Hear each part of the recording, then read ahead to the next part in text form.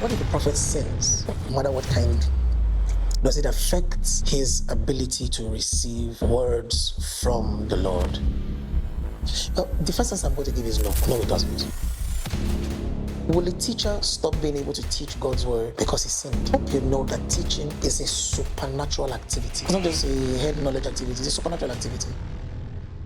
The problem with sin is not that it stops God, because God will be faithful. The problem with sin is that sin exposes a man to a lifestyle that is contrary to the leadership of the Lord. It's already a problem, because the one to whom you yield your members to is the one who is your master. What if a prophet sins? You know sins now, so slot it in there. No matter what kind, does it affect his ability to receive words from the Lord? So the answer is a little not tricky, but I want you to wait and get the entirety of the answer.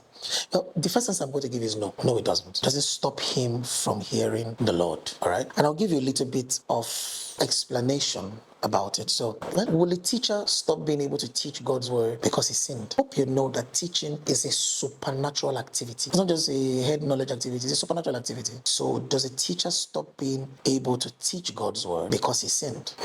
Does a pastor stop being able to pastor because he sinned? Does an evangelist stop being an evangelist or stop being able to evangelize? You know, evangelism is not a mental activity. It's a supernatural activity. All right. But I know that the prophets are always held up to very high standards, and it's great. It's good. I'm not complaining, and I don't think any prophet of the living God should be complaining. People have whatever expectations they have of us, and it's great. But can sin stop a prophet from hearing God? So I first said no.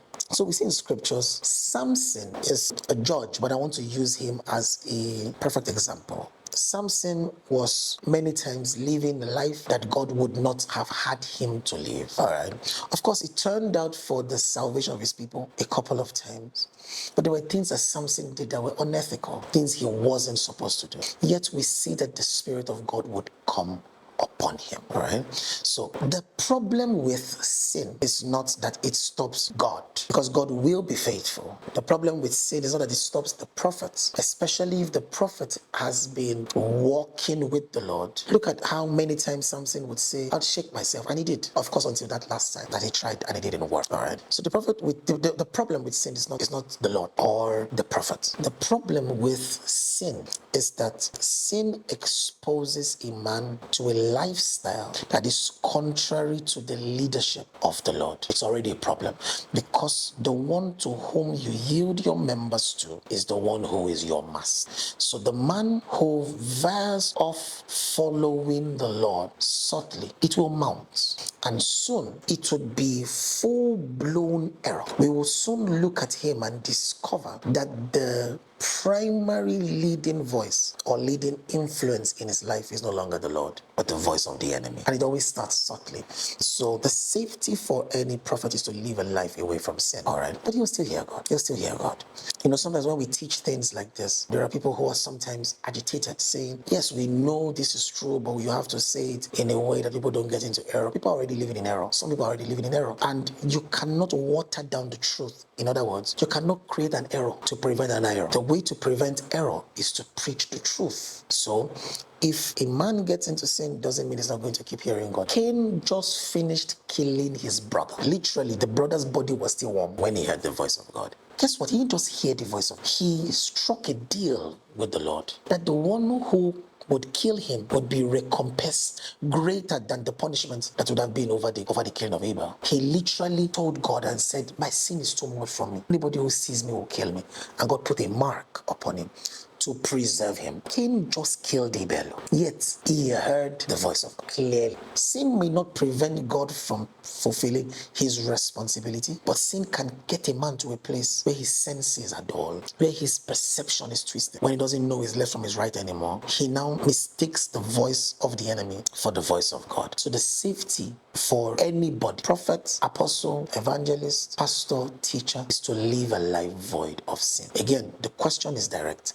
Will sin hinder the man from hearing God? Or will sin stop God from talking to the man? The answer is no. The only problem is that as he continues a life of sin, a time comes where he loses touch with what is real. He has allowed the voice of the enemy to lead him, and soon that becomes the controlling principle of his life. A man whom God used to lead soon becomes a man whom the enemy leads. Again, if the man is ever going to be saved or corrected or brought back on track, it would be because he heard the voice of God. So even in his sin, the voice of God would still find him. If he is ever going to have a chance at correction or a life where he is now back on track following God as his leading principle, it would mean that the voice of God found him. It would mean that he heard the voice of God even in the depth of his sin. Again, to answer that question, what sin will do is not exactly stop God from talking or stop him from hearing God. Is that sin will put him in subjection under another leading principle that will keep leading him more and more and more into more dastardly acts, which can eventually steal from him his sensitivity to the voice of God. All right. And even if he doesn't steal his sensitivity to the voice of God, it also means that he has another sensitivity to another voice. And sometimes it will be difficult to separate which voice is which. So again, the safety for any prophet is to live a life, not just any prophet, any child of God, is to live a life away from sin. Now, because we live in a world where we're not perfect people, we're human beings, we have opportunities for all sorts of things. A man must learn to lean into the saving grace of Jesus. The Bible talks about how that God is able to make us stand, is able to keep us from falling. So the prophet must have the kind of hearts that David had. In all of the errors of David, I mean, if David was alive today, David lived a very one kind life. But in all of the errors of David, David had a heart that was listening and was willing to follow the Father. It's the reason why David ended up right where or when all his acts could have ended his ministry or ended his life. All right. So the child of God must have his heart in a place where he's constantly looking unto Jesus, constantly trusting in the saving grace of Jesus. This is the only way that a prophet, apostle, evangelist, pastor, or teacher can live a life in such a way that even in the face of mistakes, God is able to bring him out and restore him. All right. So that's my answer for that one. I look forward to seeing you in the next. Enjoy. What is meditation and what does it have to do with a prophet and prophecy? A prophet must be skilled in the art of meditation. How do you meditate on Jesus? Simple.